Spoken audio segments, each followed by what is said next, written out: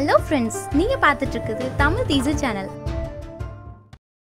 ஆசியாவின் இரு முக்கிய நாடுகளும் போர் புரியும் எண்ணத்தில் தங்கள் இராணுவத்தை எல்லையில் குவித்து வருகின்றன என்ற செய்தி ஒட்டுமொத்த உலக நாடுகளையும் பேரதிர்ச்சியில் ஆழ்த்தியுள்ளது. ஆம், கடந்த சில நாட்களாக எல்லையில் பெரும் பதற்றம் நீடித்து வருகிறது. காஷ்மீர் பிராந்தியத்தில், அதாவது லடாக்கில் உள்ள கால்வான் பள்ளத்தாக்கில் ஆயிரக்கணக்கான சீன வீரர்கள் அத்துமீறி நுழைந்துள்ளதாக அதிகாரிகள் கூறுகிறார்கள். இந்திய தலைவர்களுக்கும் இராணுவ தளபதிகளுக்கும் இது அதிர்ச்சியை ஏற்படுத்தியுள்ளது. லடாக் பகுதியை கைப்பற்ற நீண்ட நாட்களாகவே திட்டம் தீட்டி வருகிறது சீனா. இதை மனதில் வைத்துத்தான் இந்திய அரசும் அங்கு கட்டுமான பணிகளை செய்து வருகிறது. லடாக் பிரதேசத்திற்கு சாலை மார்க்கமாக எளிதாக செல்வதற்கான கட்டமைப்புகளும் மேம்படுத்தப்பட்டு வருகின்றன. சீனா கண் வைத்துள்ள அனைத்து எல்லைப் பகுதிகளுக்கும் சாலைகளை அமைப்பதற்கான முயற்சிகளில் மத்திய அரசு தீவிரம் காட்டி வருகிறது. பிரச்சினைக்கான ஆரம்ப புள்ளியே இங்கிருந்துதான் தொடங்குகிறது. இந்தியா தனக்கு சொந்தமான இடம் என்று கருதும் எல்லைப் பகுதிகளில் சீன படைகள் கூடாரம் அமைத்து சுரங்கங்கள் தோண்டி அதன் வழியாக கனரக உபகரணங்கள் மற்றும் பீரங்கிகளை கொண்டு வந்துள்ளதாக கூறப்படுகிறது. கால்வான் பள்ளத்தாக்கில் இந்தியா கட்டுமான பணிகளை நிறுத்துமாறு உத்தரவிட்டது சீனா. நாங்கள் உங்களுக்கு ஒருபோதும் சளைத்தவர்கள் இல்லை என்ற முடிவோடு இந்தியா தொடர்ந்து கட்டுமான பணிகளை செய்து வந்தது. இந்தியாவை எப்படியாவது படைகளை குவித்து மிரட்டி பணிய வைக்க முயற்சி செய்கிறது சீனா. ஆம், இது பற்றி முக்கிய இராணுவ அதிகாரி ஒருவரே நிலைமை மிகவும் மோசமாக உள்ளது. இந்தியாவுக்கு சொந்தமானது என்று ஏற்கனவே சீனாவால் ஒப்புக்கொள்ளப்பட்ட பகுதிக்குள்ளேயே அவர்கள் தற்போது நுழைந்து டென்ட்டுகளை அமைத்து அதிநவீன போர்க்கருவிகளை குவித்து வருகின்றனர்.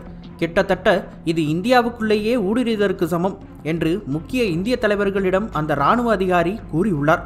ஆனால் எப்போதும் போல இது சாதாரண ஊடுருவலாக பார்க்க முடியாது. சீனா சொல்ல வருவது வேறு விஷயம் என்று பிரதமருக்கும் இராணுவ தளபதிக்கும் நன்றாகவே தெரியும். இதை எப்படியாவது முறியடிக்கும் நோக்கில்தான் இந்தியா பல படைகளை தயாராக வைத்துள்ளது. மேலும் பேச்சுவார்த்தைகள் மூலமாகவும் சமரசம் செய்ய முயற்சி செய்து வருகிறது. எப்போதும் இல்லாத அளவிற்கு சீனாவின் இந்த புதிய நகர்வு இந்திய தலைவர்களுக்கு சற்றே அதிர்ச்சியை ஏற்படுத்தியுள்ளது என்றுதான் கூற வேண்டும். இப்பிரச்சனை தொடர்ந்து நீடித்தால் போர் வெடிக்கும் அபாயம் உள்ளதென்றும் கூறப்படுகிறது. இந்த நிலையில் சீனாவின் 2 போர் விமானங்கள் இந்திய எல்லைக்கு அருகே வந்துவிட்டு சென்றது பெரிய பரபரப்பை ஏற்படுத்தியுள்ளது. இந்தியாவிற்கு அருகே சீனாவின் 2 போர் விமானப்படை தளங்கள் உள்ளது. லடாக்கிலிருந்து 100 முதல் 150 கிலோமீட்டர் தூரத்தில் 2 விமானப்படைகள் உள்ளது. இங்கு சீனாவின் 10 முதல் 12 போர் விமானங்கள் நிறுத்தப்பட்டிருக்கிறது. இந்த விமானங்களை இந்தியா தீவிரமாக கண்காணித்து வருகிறது. இருப்பினும் சீனாவின் 2 போர் விமானங்கள் இந்திய எல்லைக்கு அருகே வந்து சென்றுள்ளது. சீனாவின் J-11 மற்றும் J-7 போர் விமானங்கள் இந்திய எல்லைக்கு அருகே வந்து சென்றுள்ளது. இதனால் எல்லையில் கூடுதல் பதற்றம் ஏற்பட்டுள்ளது. இந்த விமானங்கள் இந்தியா என்ன செய்கிறது, எத்தனை போர்க்கருவிகளை குவித்துள்ளது என்று உளவு பார்க்க வந்திருக்கலாம் என்றும் கூறப்படுகிறது. இதன் பின்பு அங்கு இந்திய விமானப்படை தயார் நிலையில் உள்ளது. சீன விமானப்படை அத்துமீறினால் திருப்பி தக்க பதிலடி கொடுக்க இந்திய விமானப்படை உள்ளது. ஏற்கனவே கடந்த 5ஆம் தேதி சீன ஹெலிகாப்டர் லடாக் எல்லையில் அத்துமீறியது. அதன் பின்பு எல்லைக்கு அருகே மீண்டும் சீன விமானம் லடாக் அருகே அத்துமீறி இருப்பது குறிப்பிடத்தக்கது.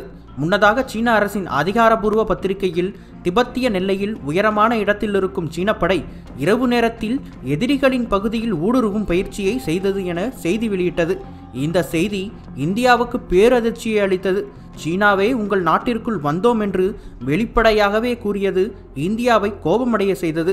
இதன் காரணத்தினால்தான் இந்தியா அதிரடி முடிவை எடுக்க ஆயுதமானது. ஆம், இந்த நிலையில்தான் Sukhoi 30 ரக விமானங்களை எல்லையில் குவிக்க இந்தியா முடிவு செய்துள்ளதாக தகவல் கிடைத்துள்ளது. சாதாரண விமானம் தானே என்று நினைத்து விடாதீர்கள். இதை வைத்துத்தான் மிகப்பெரிய மூவை நகர்த்தப் போகிறது இந்தியா. இந்தியாவின் ஹிந்துஸ்தான் ஏரோநாட்டிக்கல்ஸ் மற்றும் ரஷ்யாவின் Sukhoi நிறுவனம் சேர்ந்து தயாரித்த தயாரிப்புதான் இது. இந்தியாவிடம் தற்போது வரை 272 Sukhoi ரக விமானங்கள் உள்ளது. அதில் Sukhoi 30 ரக விமானங்கள் சில மட்டுமே இந்தியாவிடம் உள்ளது. 2012ஆம் ஆண்டு வெற்றிவேல் என்ற திட்டத்தின் கீழ் அப்கிரேட் செய்தது இந்தியா.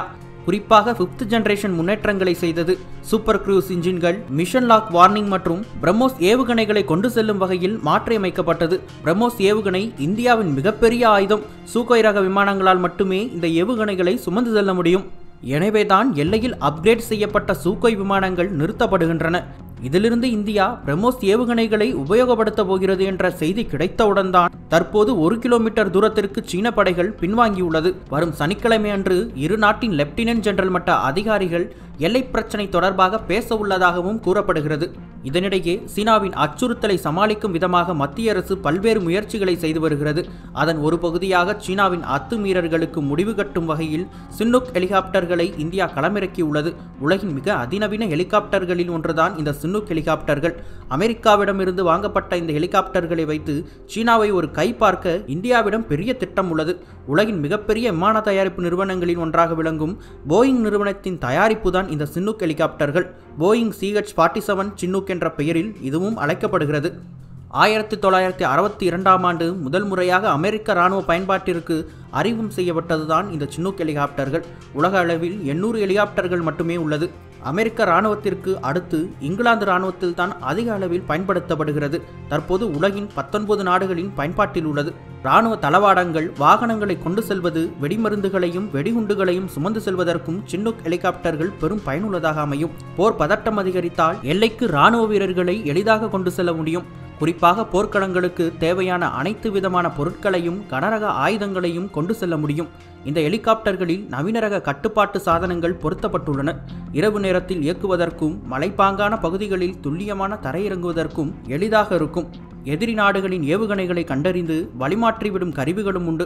இந்த ஹெலிகாப்டர் மணிக்கு 310 கிலோமீட்டர் வேகம் வரை பறக்கும் திறன் வாய்ந்தது. 300 கிலோமீட்டர் வேகத்தில் தொடர்ந்து இயக்க முடியும். முழுமையாக எரிபொருள் நிரப்பினால் 740 கிலோமீட்டர் தூரம் வரை பறந்து செல்லும். 20,000 அடி உயரத்தில் பறக்கும்.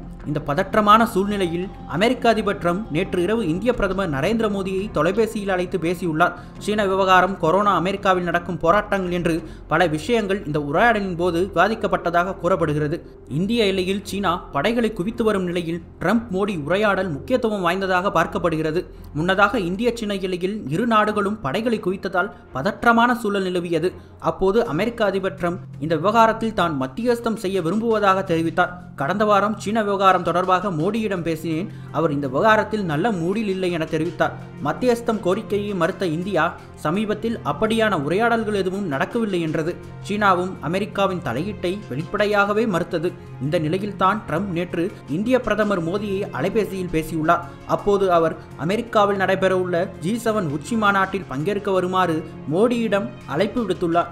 இது தொடர்பாக மோடி தனது ட்விட்டர் பக்கத்தில் நண்பர் அதிபர் ட்ரம்புடன் பேசினேன். G7 மாநாடு குறித்தும் கொரோனா பெருந்தொற்று தொடர்பாகவும் மற்ற பல விவகாரங்கள் தொடர்பாகவும் ஆலோசனை நடத்தினோம். கொரோனாவுக்கு பிறகான கட்டமைப்பில் இந்திய அமெரிக்க உறவு ஆழமானதாகவும் செழுமையானதாகவும் இருக்கும் என்றார்.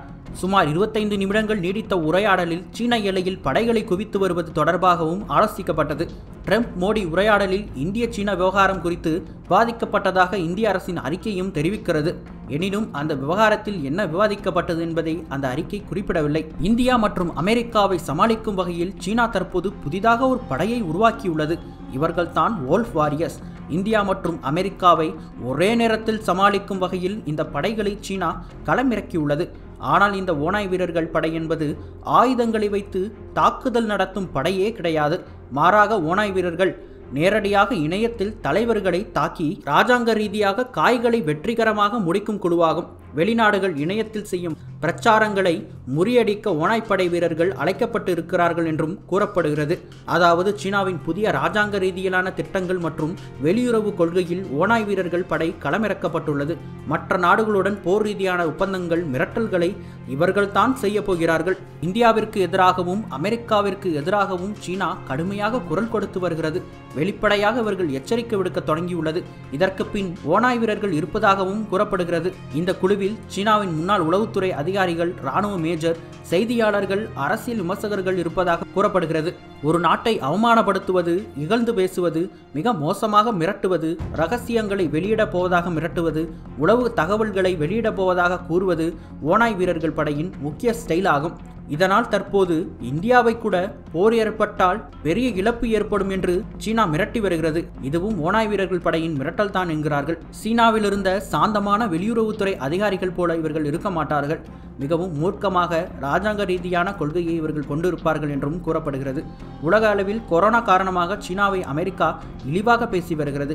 இதற்கு பதிலடி கொடுக்கும் வகையில் தற்போது அமெரிக்காவை இழிவாக பேசும் பொருட்டு ஓநாய் வீரர்கள் படைகள் இறக்கப்பட்டுள்ளார்கள் என்றும் கூறப்படுகிறது. மேலும் எல்லையில் சீனாவின் நடவடிக்கைகளுக்கு இந்தியாவின் பதில் எந்த மாதிரி இருக்க வேண்டும் என்று மோடி தலைமையிலான கூட்டத்திலும் விவாதிக்கப்பட்டதாக கூறப்படுகிறது. இது ஒரு பக்கம் என்றால், மோதலை தவிர்த்து சுமூக வீகத்தின் மூலம் வெற்றி காண்பதைத்தான் இந்தியா தனது முதல் விருப்பமாக வைத்துள்ளது. இருப்பினும் சீனா ஒத்துக்கொள்ளாத பட்சத்தில் இராணுவத்தை வைத்து ஒடுக்கவும் இந்தியா முடிவு செய்துள்ளது.